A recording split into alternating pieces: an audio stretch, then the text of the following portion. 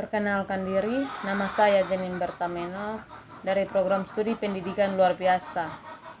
Saya akan memaparkan hasil penelitian saya mengenai mengembangkan interaksi dan komunikasi pada anak berkebutuhan khusus di SLB Negeri Amroit, Amarasi Barat. Pertama-tama kita perlu tahu bahwa anak berkebutuhan khusus adalah anak yang mengalami keterbatasan baik secara fisik, mental, intelektual, sosial, maupun emosional.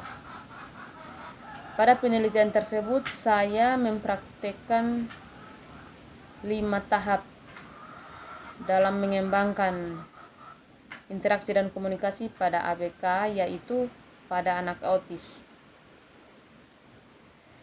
Kita perlu tahu juga, anak autis itu adalah anak yang mengalami gangguan perkembangan saraf. Gangguan tersebut mempengaruhi perkembangan bahasa dan kemampuan seorang anak untuk berkomunikasi, berinteraksi, serta berperilaku. Dari penelitian ini, saya akan mempraktekkan 5 tahap mengembangkan interaksi dan komunikasi pada anak autis ini, yaitu tahap yang pertama, pahamkan arti komunikasi bagi anak berkebutuhan khusus. Pada tahap ini, saya bertanya pada anak autis ini bahwa "Adek punya nama lengkap siapa?" Lalu anak ini langsung merespon saya. Dia mengatakan bahwa nama saya Fridus Runesi. Awal dia merespon juga, tidak langsung menyebutkan nama secara lengkap, tetapi menyebutkan namanya saja. Lalu saya tanya lagi, "Fridus marga apa?" Lalu dia merespon atau mengatakan bahwa marga Runesi. Tahap yang kedua yaitu bangun kedekatan. Pada tahap ini, saya tidak berbicara dengan dia. Saya hanya duduk dan melihat ekspresi anak ini.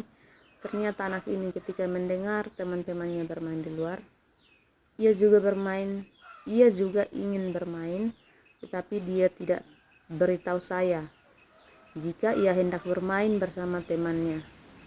Namun dia menunjukkan lewat mimiknya saja. Dia langsung melihat keluar, tetapi awalnya saya beritahu dia bahwa kita akan belajar bersama, jadi adik jangan kemana-mana.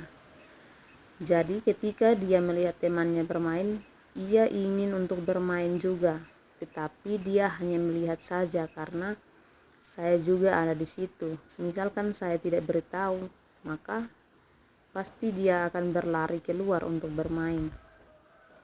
Tahap yang ketiga yaitu perbanyak kosakata. Pada tahap ini, saya mengajarkan anak ini dengan mempraktikkan huruf Braille dari huruf A sampai huruf E. Pada saat saya mengajarkan huruf Braille bagi anak ini, karena baru tahap awal dalam mempraktikkan huruf Braille ini, maka anak ini sangat susah untuk membentuk jarinya. Tetapi saya mengajarkannya sampai 6 atau 7 kali, sehingga pada kali yang terakhir dia sudah mulai bisa mempraktikannya sendiri, tapi belum sempurna. Tahap yang keempat, menciptakan suasana yang menyenangkan. Pada tahap ini, saya mengajak anak ini untuk menyanyi bersama-sama kami, menyanyikan lagu yang berjudul Kepala Pundak Lutut Kaki. Sebelum itu saya tanya anak ini, "Apakah adik tahu lagu ini?" Lalu dia merespon bahwa, "Ya, saya tahu lagu itu." Lalu saya bilang, "Ayo, mari kita sama-sama menyanyi. Jika ada yang salah menunjuk gerakannya, maka akan diberi sanksi." Ketika selesai menyanyi, tidak ada yang salah menunjuk gerakan itu. Saya bilang tidak ada yang salah, jadi Kakak Jenny akan memberikan hadiah bagi adik. Saya memberi mereka permen karet. Meskipun dia anak autis, tidak sangat berpengaruh dalam berkomunikasi, tapi karena dia hafal lagu tersebut, jadi dia tidak salah dalam menyanyi lagu tersebut sambil pakai gerakan. Jadi dia tidak salah karena dia hafal lagu tersebut. Yang berikut tahap kelima, gunakan ACC atau argumentatif, alternatif, dan communication. Pada tahap ini saya mengambil gambar vas bunga, lalu saya menunjukkan gambar ini bagi mereka.